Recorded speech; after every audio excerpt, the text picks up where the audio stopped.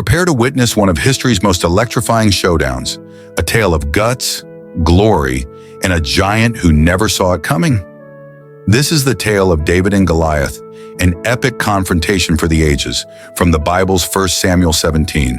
Imagine, a giant of a warrior, a scrappy shepherd, a battleground drenched in fear and destiny.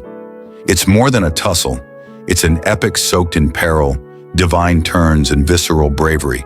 Who were these two? Where'd they come from? And how did a boy with a slingshot bring down a giant? Take your front row seat as we plunge into this edge-of-their-seat saga. First up, we've got David, a name that soon would spark legends. He was the youngest son of Jesse, a peasant farmer from the village of Bethlehem, a backwater place in the territory of Judah in the 11th century BC. Jesse wasn't royalty or a warrior, just a working dad arms deep in 8 boys, and David was the runt of the litter. Barely a teenager, he has spent his days leading sheep to graze in the wild hills, wrestling wolves and strumming tunes on a harp. Nobody saw a hero in him, not yet. But God did. A raw faith burned in David's heart, a fire that no one on this earth could extinguish. He was not just a shepherd, but a kid with a destiny, chosen by the Almighty himself. Then there's Goliath, the walking nightmare. Goliath came from Gath, one of the main cities of the Philistines, Israel's archenemies, filling the coastal plains west of the territory of Judah. His father? The Bible doesn't identify him, just suggests he was one of the Anakim, a race of giants from ancient legend.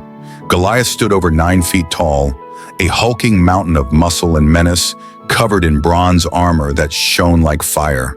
300 pounds of gear alone. His spear was a tree trunk, his shield a wall, his voice a roar that rumbled the earth. This wasn't a soldier here. He was a one-man war machine, trained to crush nations. So why didn't Israel put out the welcome mat for Goliath? Easy, he was their doom-made flesh. The Philistines had been attacking Israel's territories, eager for dominion, and Goliath was their greatest weapon. For 40 days he strode out onto the valley of Elah, a rocky expanse between their encampments, and offered a challenge. Send your best man to fight me. Winner takes all. The Israelites, King Saul and his army, paralyzed in fear. This wasn't just any big guy. Goliath was mocking their God, hurling insults at the Lord of hosts. To him, he was a death sentence in armor, a bully they couldn't fight. They didn't repudiate him. They were frozen in place by him.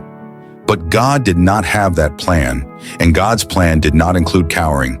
Enter David, selected in a manner that baffled everyone. To go back a bit, in advance of this battle, God sent the prophet Samuel to Bethlehem on a mission to find Israel's next king. Saul, the king at the time, had fallen from favor with God, and the Lord said, "Look among Jesse's sons." Samuel looked at each of the older brothers one at a time, tall, strapping warrior types. But God said, "Nope, I don't go by appearance. I look at the heart." Then there was David, just out of the sheep pens, dirt and wool on him. Samuel poured oil on his head, and suddenly the Spirit of God, the living God, rushed on him like wildfire. Why David? Because God saw a fearless soul, a kid who'd believe in him despite it all. Now fast forward to the rules of engagement in the battlefield. He wasn't even supposed to be there.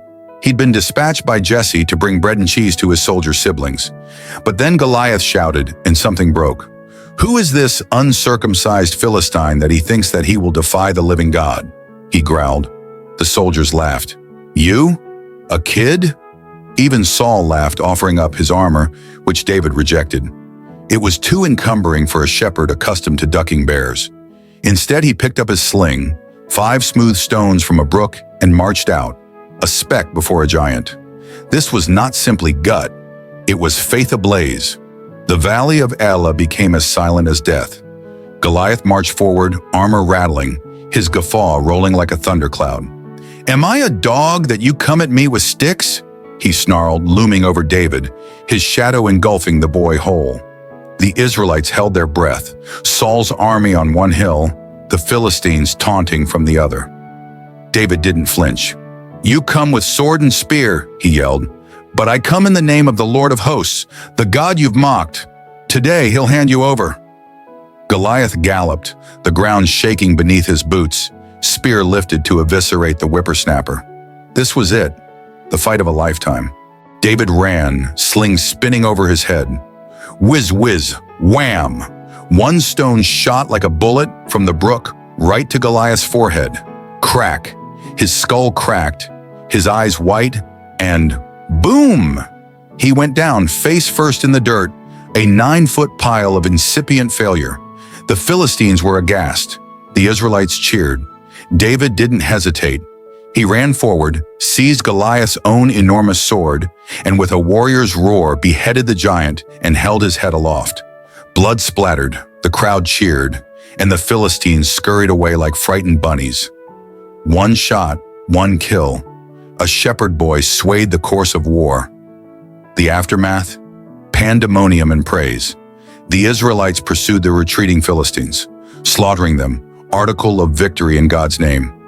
Still a teen, David became a legend overnight, his name sung in the streets and camps. Saul takes him in, jealous but awed, and the road to kingship opens. Goliath's head, a trophy of faith over fear. Why did God choose David for this? To tease apart power isn't size or steel, it's surrender to the one who moves mountains. That sling-wielding kid just showed giants tumble when God's on your side. You know David and Goliath? It's not just a story, it's a thrill-a-minute tale of a lone shepherd standing up to a giant, a story of defiance turned inside out and into victory. From Jesse's hushed fields to Gath's carnage-slicked ranks, these two crashed in a moment that roars, courage trumps chaos. And that's the topsy-turvy tale of David and Goliath. Testimony to the idea that the meanest spark can bring the biggest bad guy down when God's at the front table.